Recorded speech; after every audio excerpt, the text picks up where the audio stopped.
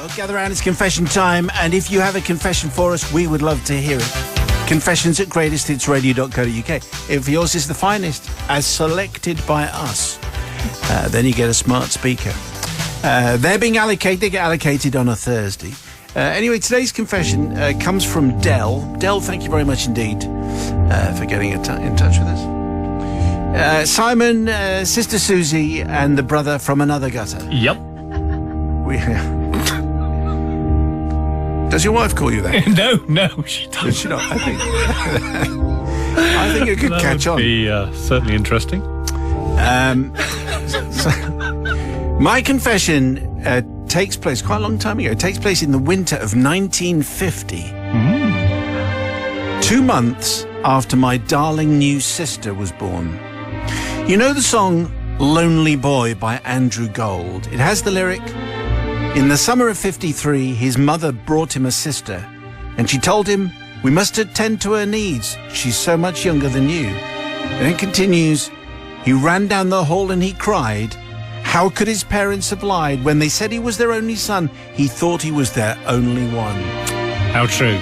Well, Father Simon, that was me. I was a little 6.5-year-old boy who'd enjoyed the full attention of his mum and dad until this monster turned up. It's a little harsh, but there you go. That's the way it is. One cold morning in January, as my mother was too busy breastfeeding the monster, she sent me off to school, which was just down the road and round the corner, on my own. On your own? Did I have my mother with me? No. Different times. I blamed this all on my sister. I cried and I screamed. I stamped my foot, but to no avail. I had to go, and I had to go on my own. So off I went down the road, tears streaming down my cheeks, only to see coming the other way, like a barge in full sail. Outdated reference, really. Do barges have sails? No. A barge in full sail was Mum's friend, Mrs. Philpott, a voluminous woman, Father Simon. Oh, lovely. What's the matter, Dell? Why are you crying? She asked, and without even waiting to hear my sad story about being pushed out of the house because of the monster that had been thrust upon me, she said, "How is that lovely little sister of yours?" Well, Father Simon, I looked at Mrs. P, I fixed her with my best 6-year-old serious stare and said, "She's dead."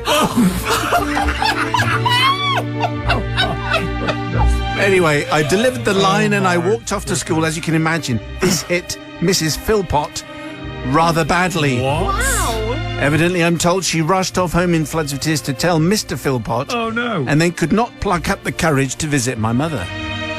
Anyway, the next day it just happened that my mother had to take her library books back and asked the lady in the flat upstairs to look after the monster for half an hour, and so set off down the road minus the pram. Oh, no. So, yes, you guessed it, Mrs. Philpott was just coming out of her house and seeing my poor mother on her own with no pram, promptly turned around and headed straight back indoors. Well, that's funny, thought my mother. What's up with her? Anyway, she carried on. Some 4 days later, my mum went shopping with my sister in the pram. But as you did in those days, left the pram outside the shop with the monster securely strapped in and went inside to buy her groceries. Well, yes, you guessed it. Mrs. Philpott was inside already. And upon seeing my mother, disappeared behind the sacks of sugar because there were no supermarkets in them days. Yes. I mean, we are going back super long time. Sacks of sugar, yeah. Well, that's it, said my mum. I'm having this out with her right now. What's the matter with you, Gladys? I said. Are you avoiding me or what? Anyway, she said this to the now half-hidden, nearly hysterical Mrs. Philpott. I'm so sorry, says Mrs. Philpott, about your daughter. What about her? Well, she's died. That would be why. Yeah. Whoever told you that, says my mother. Well, your boy Dell told me. Oh, that boy, said my mother. His pork pies, Gladys, they're just getting bigger and bigger. He's just a little jealous. That's all. Come and see. And out they went outside the shop to ogle my delightful, new but slightly ugly sister. My mum, fortunately, had a brilliant sense of humour, and she saw the funny side, even if Mrs. P Wow. was slightly upset by the Yeah. whole proceedings. Anyway, she then went around and told the story so many times, I can nearly remember it happening. Anyway, it's today. It's today. I know it's slightly shocking, isn't it? Really? Oh yes. It's the slightly shocking musicy bit which we like to get to. I would like to know though what people are going to make of this, because it's quite shocking. But he was 6.5, and so therefore maybe his slightly jealous riposte was justified. Checking in with the voice of authority, Sister Susie from the pub. Del, do you know what? I think I don't think I can forgive you, because I am a younger sister, have an older brother, and he probably would have done and felt begrudged when I arrived, and probably did something similar. So I just can't. You're an older brother, and I just got to side with a little sister, I'm afraid. I think an awful lot will depend on where you are in the pecking order as to how you respond. Believe me, it will. Brother from another gutter. So, yeah, I'm the eldest of mine, and oh my, younger siblings don't know they're born. Suddenly, they're the ones getting all the attention. Everyone wants, oh, don't they look cute? Don't they look lovely? Yes, well, so am I. I was still cute before they arrived, and I'm still cute now. So I am going to say, what am I saying here? Forgiven. Forgiven, because, Could have gone either way there. Had it coming. That's what I'm going to say about the monster in the pram. Okay, so like I said, I think this is largely going to depend where you are in the pecking order. So let's see what you make of that. It's the people's verdict. Do you forgive Del, yes or no? On the text, here's the crucial thing, 61054. Start your message with Simon. With a line of justification would be nice. 61054. Start your message with Simon. Thank you very much indeed. That today's confession about the newly arrived baby sister will generate quite a few similar confessions based on that sibling rivalry. If you have a confession, confessions at greatesthitsradio.co.uk. People's verdict is in on Del's confession, where he basically was very upset that he had a new baby daughter and told Mrs. Philpott down the road that his sister had died just because it's still harsh. It was 1950. They said that kind of thing back in those days. They did, yeah. And everyone chortled because they thought, that's funny. Yes. We all laugh. We've just been through the war. We can laugh at things like that. Yeah. They can't touch us for it. Anyway, people's verdict, what have they gone with? Yes, and it's entirely dependent on whether you're the older or younger sibling on this. Shane says, I forgive the smiling assassin. What more can you say? That would have been something I'd have done as a kid to my monster of a sister. Mandy, not forgiven. I'm with Sister Susie. Younger sisters unite. Kim says, I don't forgive Del. I was one of those little monsters with an elder sister who'd ruled the roost until I arrived. She told the midwife to take me back where I came from. Our first few years were very hit and miss. Kirsty, somewhere in England, says, forgiven. I completely sympathise. I'm an older sister to a younger brother, with my brother being the favourite, and he still is. Hence why I moved to England from Scotland when I was 22. And finally, Neris says, as an only child, I'm remaining agnostic about this one. Very funny, though. I would think, yes, sibling rivalry confessions, midwifery confessions, I think. Yes. Confessions from 1950. Anyway, Maybe not. If you have a tale for us, we would really, really love to hear it. And if it's fabulous, you get one of our smart speakers. Anyway, you send it to confessions@greatesthitsradio.co.uk. Means it's confession time. Do I read this fast, Producer Susie? How are we doing on the timings? Are we just very timings obsessed on today's? But I don't know why. Normal read or? Yeah, I think normal read is fine. Okay, just because I can drag it out If need be. or zip through it, depending. So today's confession, maybe this is the best of the week. You never know. We'll have to decide. Max in Maidstone sends in today's. Have you got your pen and paper, Matt? Yeah, I'm ready now. Yeah. Max in Maidstone, Father Simon and the Collective. This is one of those stories that kind of gets worse as we go through. Good. Dear. My favourite. Of course. Father Simon and the Collective. The story goes back to around 2011. The names have been changed for reasons that will become apparent. I'd been laid off from my usual job where we built oil rigs. So I had gone to an electrical firm to work for a bit. I'd worked there before. They always had the radio on at this electrical firm. I used to get fed up with the station they had on and wanted to listen to the station you were on. Oh. But I got outvoted. I apologise. That is not a confession. Okay. Already, I'm slightly nose out of joint. I worked with 2 other people, David and Paul. So instinctively, they didn't want to listen to me, did they? Yeah. So instinctively. What is going on? Anyway, David was going out with a girl called Sass. I'd met her once and she seemed very nice, but as the weekends got closer, he would always say he couldn't see it going anywhere and he was going to finish with her this weekend. So then, every Monday, we would say, how did it go when you were doing the breaking up thing? And he would say, well, he'd come up with an excuse as to why he hadn't finished with her. Like, I couldn't because it was her birthday, though obviously he could only use that once in the year. Or she was so upset as her budgie had died. It was raining was one. It was also, raining? I had to wash up. Anyway, it was a very unimpressive list of excuses. Anyway, we had the radio on and it was coming up to Valentine's Day. And the radio DJ, obviously not yourself, apologies again, was saying to send messages in, messages of love. Romance on the radio he wanted. I'm sure you'd have had a more original idea, Father Simon, but I'm not sure I would. But romance on the radio is what we were stuck with. They wanted phone numbers, they wanted names, they wanted the message. Now, the other person who I worked with there, Paul, he came over and showed me her message that he had written. It had David's name on it, and he was asking Sass to marry him. He said it would be funny to show this. Oh, no. But obviously not to send it, because that would be irresponsible, juvenile, dangerous, offensive. Couldn't be a part of that. So off he went to David and showed him this hilarious message.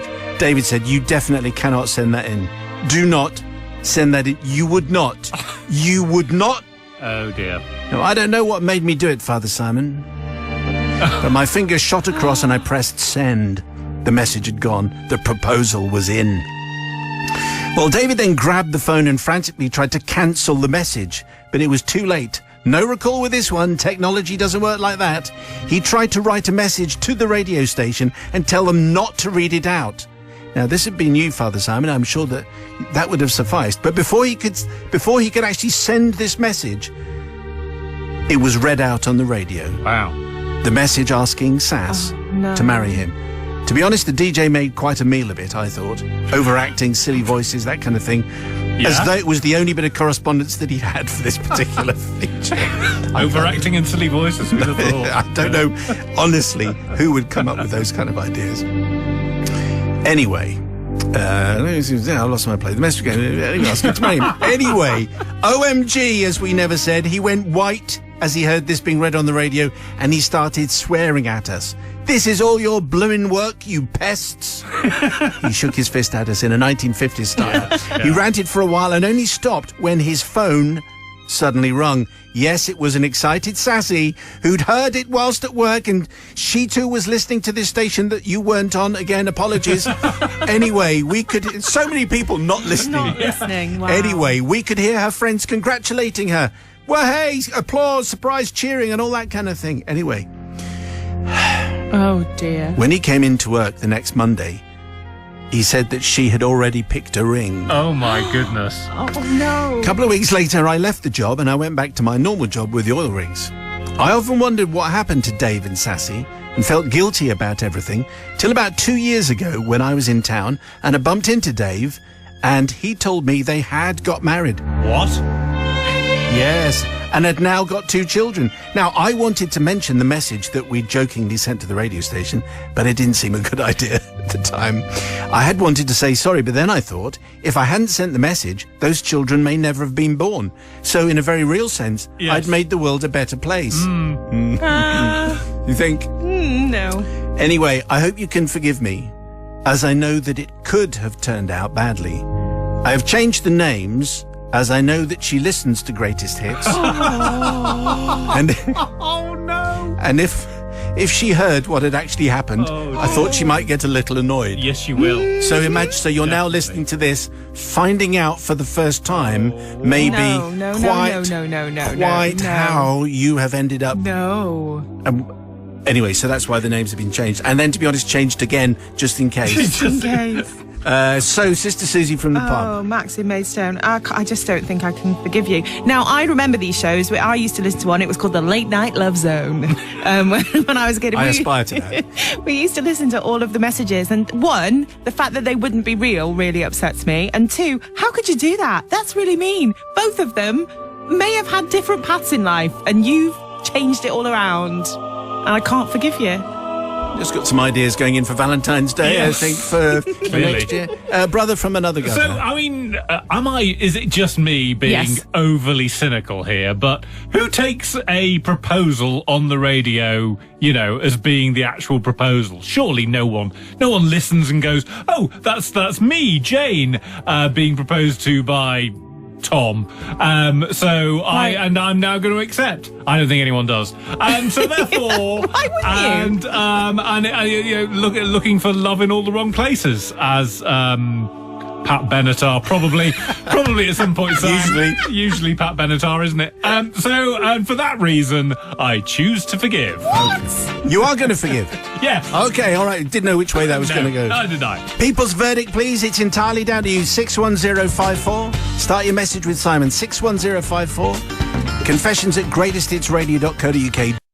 People's verdict on tonight's confession, a shameless confession of sending in a bogus wedding proposal to some other radio station from Max in Maidstone with hilarious consequences. Here comes the People's verdict right now. So Paula, says, not forgiven. I always thought that witnessing a proposal where the person says, let me think about it, was my worst fear. But I think this is even worse. Rachel says, Max is forgiven. The flake excuses for not splitting up with her might have been because actually he liked her but didn't want to admit it. Maybe. Perhaps he might have proposed anyway, but not in a cheesy way on the radio.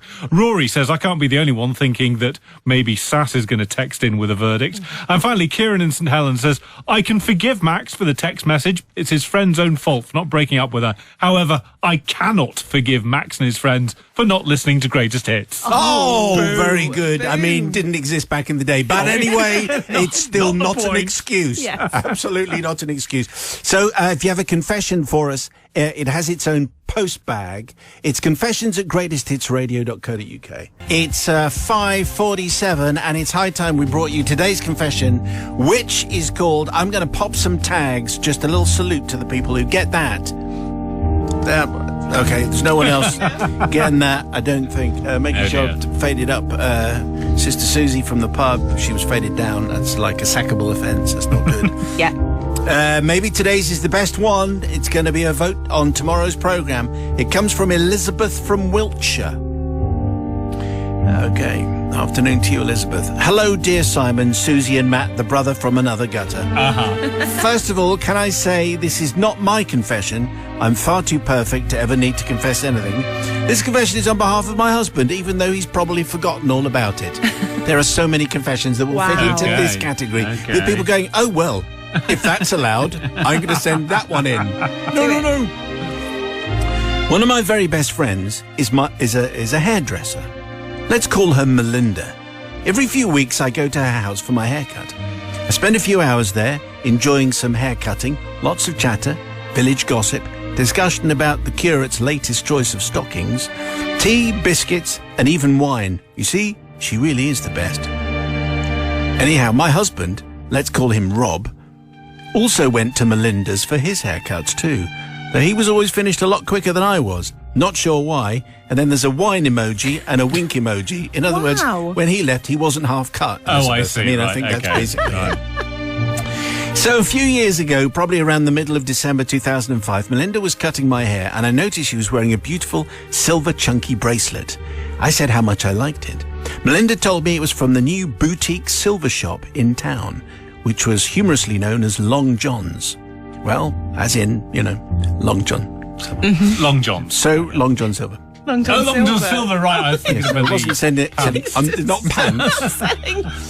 Such a sophisticated and clever name that no one got it. Thermals. So Rob goes for his haircut a few days later. I found out later that Melinda ordered Rob to go and buy me the same bracelet from the lovely new little silver shop, humorously known as Long John's, as in the silver. Yeah. She even told him where the shop was because he'd never found it on his own.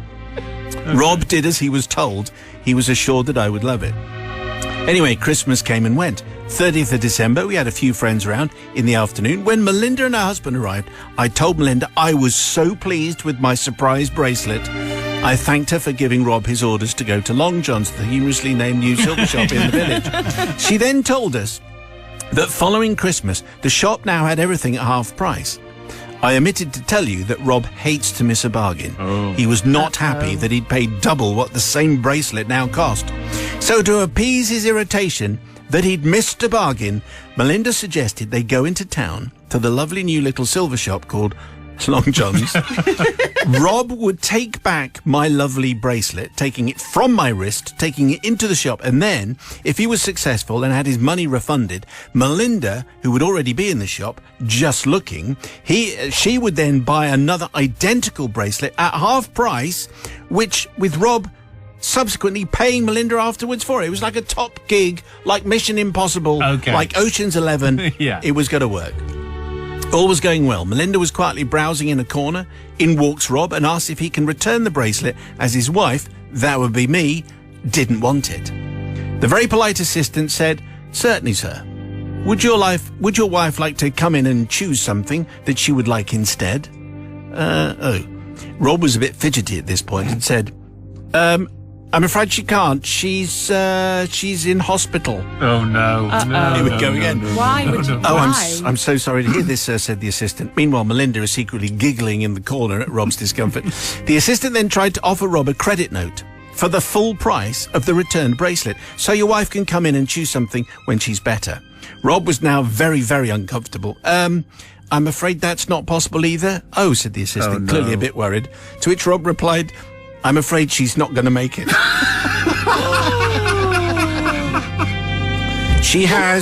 She's got, he was floundering here.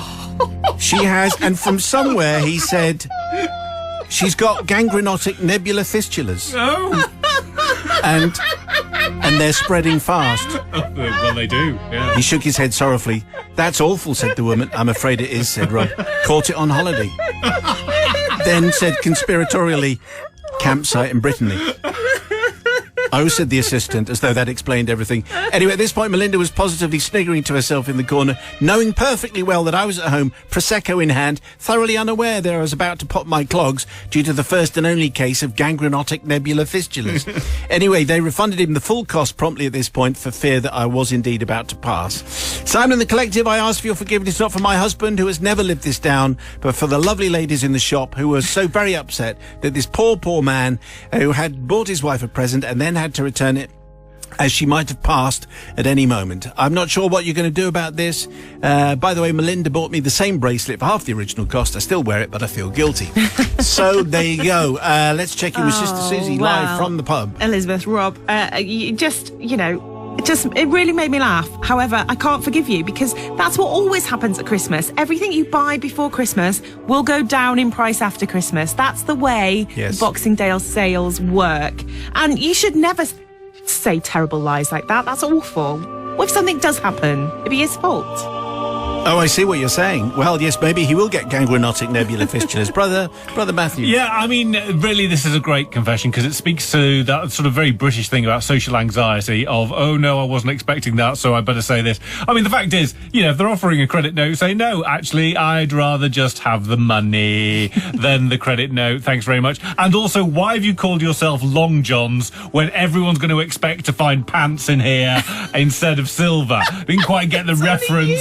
It's not the title of your store does not make sense. Long John Silver. For that reason, I am going to forgive. Okay, so it's the people's verdict then.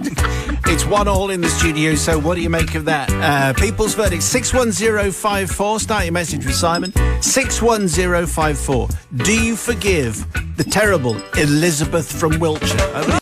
But we had merely moments ago Wednesday's confession of a bracelet refund story. Very interesting, all about the creation of a brand new disease, gangrenotic nebular fistulas, which is a very bad thing if it existed. However, it did get a full refund and a whole bracelet. So what are we saying? So Sarah in Gloucestershire says, no, not forgiven. Very funny story, though. And Dave says, forgiven, as it made me laugh out loud. Brother Matt from the gutter, though, is not forgiven. I mean, seriously, when you see a jewellery shop called Long John's and it doesn't click... Yes, That's exactly. because it sounds like pants as well. No, that's my point. Long John, I think instantly it's silver. That's Right. what they're thinking. Anyway, if you have a confession, we would love to hear from you. confessions@greatesthitsradio.co.uk. Always those confession time when you just hear Queen and a cough. and a snort. Very good. Very attractive dear. snort like a pig. Lovely. there. Yes. Final confession of the week, then we're going to have to decide which is our favourite, and then the smart speaker will be allocated just after 6 o'clock. Foodie Thursday, fish pie, is on the way. Final confession of the week comes from Jane. Jane, thank you for this, Father Simon. PG certificate? Oh, good. Yeah, PG. I mean, only slightly. Yeah. Father Simon, firstly, I should start this by saying this is not the usual confession. It's more, should I forgive those who have trespassed against me? Oh, I do like those. Nice. Yeah, you see, has a slightly different spin. There you go. The incident took place many years ago in Gran Canaria. I was on holiday with my husband, my 2 children, my best friends, and their 2 children. I don't know if you've been to Gran Canaria, but it is a fine place for a family holiday. While we were there, we decided to visit a water park. Now, I'm not a great swimmer, but the children were excited about going, as were the other adults, so I was happy to tag along. When I was a kid, we were lucky to have a blow-up paddling pool for water fun, or occasionally a water fight with a hose and some plastic bags on the top of a multi-storey car park, but that's another story. Different times, Father Yes. Simon. Right, okay. We settled ourselves close to the children's pools, plural, and after a while, the adults became restless. Books had been glanced at, music had been listened to, the crossword had been done. Now what? Well, everyone wanted to explore, so I volunteered to watch the children. So my husband and our friends could go and make the most of the many slides in the pools. I didn't want to go anyway, so this was the perfect way to earn extra parenting points. Nice. Not that I needed any, because I'm the mother. Yeah. Sometime, that was a very knowing yup. Sometime later, they returned full of fabulously exciting tales of the fun that they had had. There were so many rides. There was a ride called the Splasherama, the Pico de Agua. How would you say that in Spanish? Pico de agua. Pico de Agua. Pico de agua. And what does that mean? Say it really quick. It's a very, very complex word. So, Well, agua is water. yes, correct. And pico is a very complex word.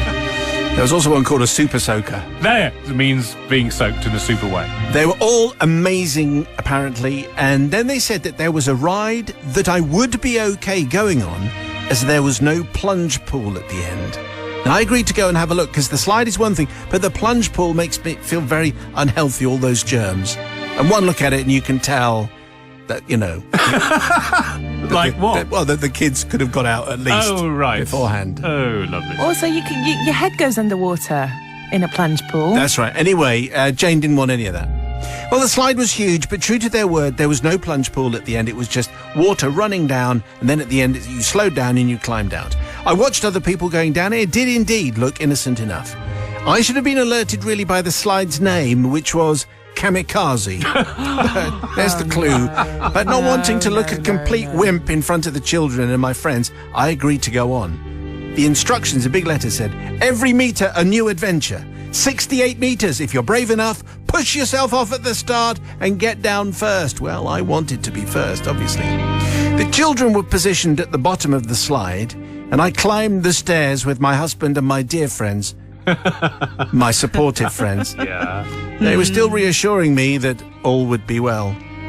They would be going down with me as there were 4 chutes side by side. We all took our position. I was instructed to lie down, cross my hands across my chest, and just go. Husband to my left, 2 best friends who I could always rely on Yes. to my right. Okay. This, of course, is the, oh heavens, what am I about to do moment, Yep. which everyone has at the top of one of those slides. But anyway, says Jenny, it was really too late to back off now. Ready, steady, go. Well, off I went at a ridiculous speed, water shooting in all directions. I felt like I was experiencing colonic irrigation, Father Lovely. Simon. Great. 68 Oh, wow. metres of the most unusual pressures, let me say. I tried to hold my nose, but then realised that my bikini was not staying in place. Oh, I should no. probably have mentioned that I was wearing my old bikini and not my glamorous new one, which would have stayed on. So maybe my old one was a little worn and feeble where it should have been strong. Oh dear.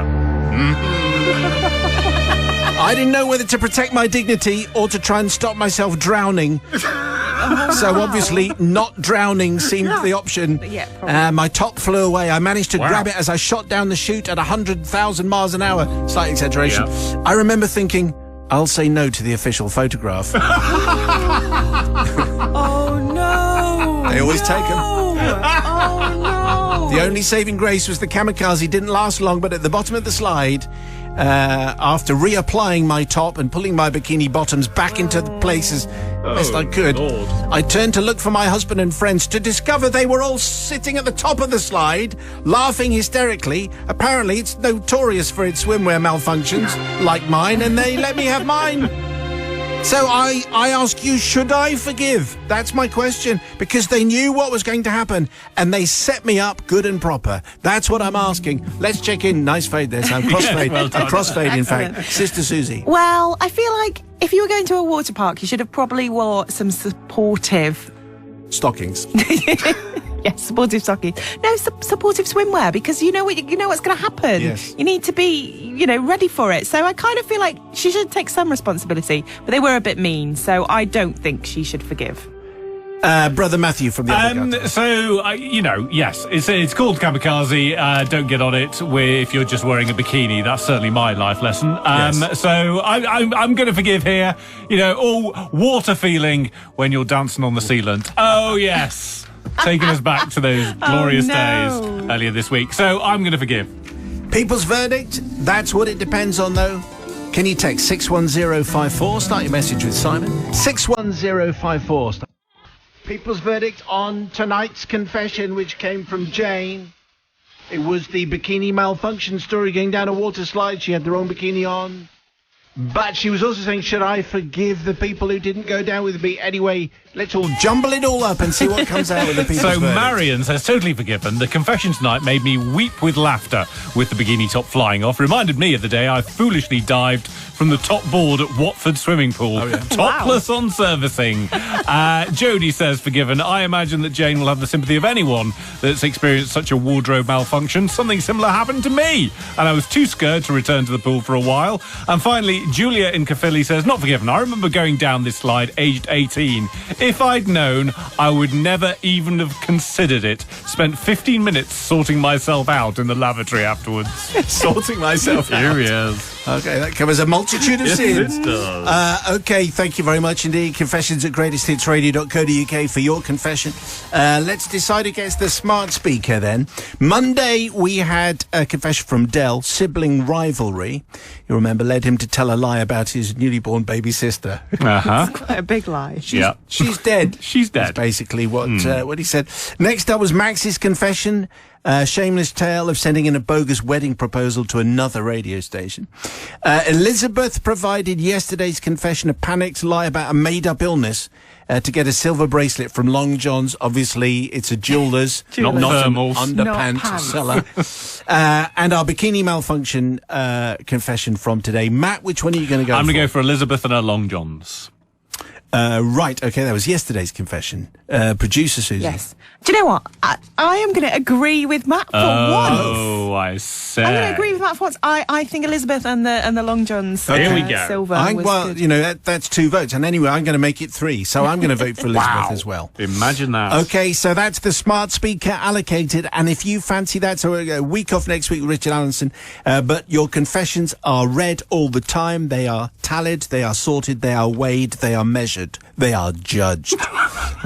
I don't know. Anyway, if you'd like to send your confession in, we'd love to see it. Please, maybe some sibling rivalry, maybe a made-up illness. There's all kinds of stuff. We'd like to hear from you. Confessions at greatesthitsradio.co.uk.